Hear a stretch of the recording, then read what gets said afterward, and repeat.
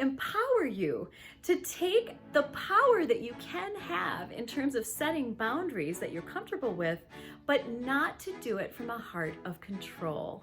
So this is really checking your heart motive and saying to yourself, am I doing this to control and change the other person? Am I setting this boundary so that they do what I want? Or am I setting this boundary because this is what I need? This is what I need for a peaceful home. And I'm letting go of how he or she responds, but I'm gonna set the boundaries and I'm gonna be sure to let those consequences be there as well. A family that I've had in counseling, they have truly discovered the peace and the joy that comes from aligning their home with their values. They had a child who was engaging in behavior that was really truly disruptive to their home. And over time, they began to realize this is actually really disturbing. Say sort of a hoarding thing where, garbage was being collected. She was having a very, very hard time letting go of stuff. And of course, the parents could recognize, in this grown, lovely lady that she needed to do some work around her anxiety and all kinds of other things.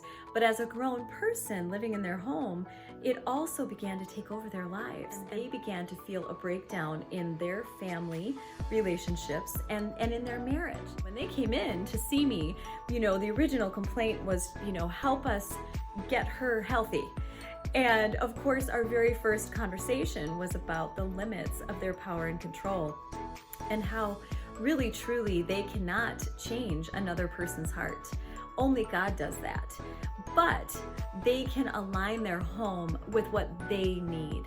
They need to have peace and joy, and they need to feel connected as a couple, and they need to have a cleanliness in their home and order back in their home. And there was a whole lot of that not happening due to the 3 children that she had along with her in the home, along with some of this hoarding behavior.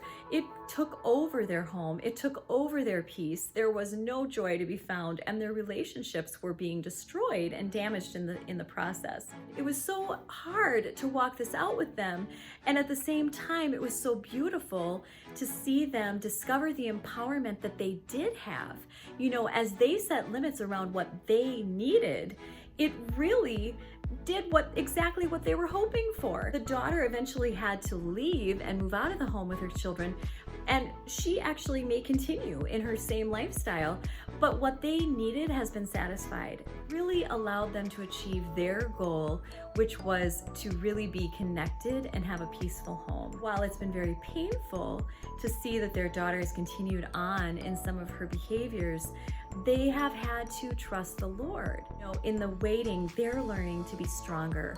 They're learning about healthy boundaries. They're learning about how their people-pleasing allowed them to really take on more than they should have in terms of responsibility.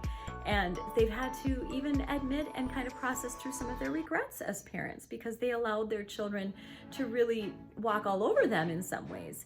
And so there's a lot of powerful work that has happened, and that is what Jesus has been inviting them into, is that work towards holiness as they are setting those limits according to their boundaries. I just want to inspire you today to think through any area of your life where you feel like things just aren't feeling good.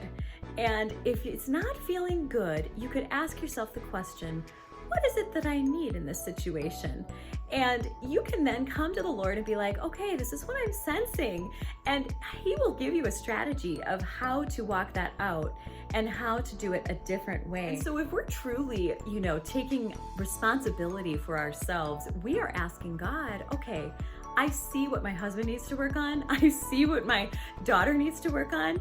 Lord, what do you want me to work on? And it's obviously a transparent, authentic, humble look at our own hearts where we invite God and say, show us, show me, Lord, what it is that you're inviting me to do. And the funny part is He often will invite you to do things that you're not expecting. So if you have a child who is disrespectful, He may actually, in your personal growth, invite you to learn how to have healthy boundaries with that child and have natural consequences and set up some boundaries that protect your heart and also don't enable that disrespect to continue in your home.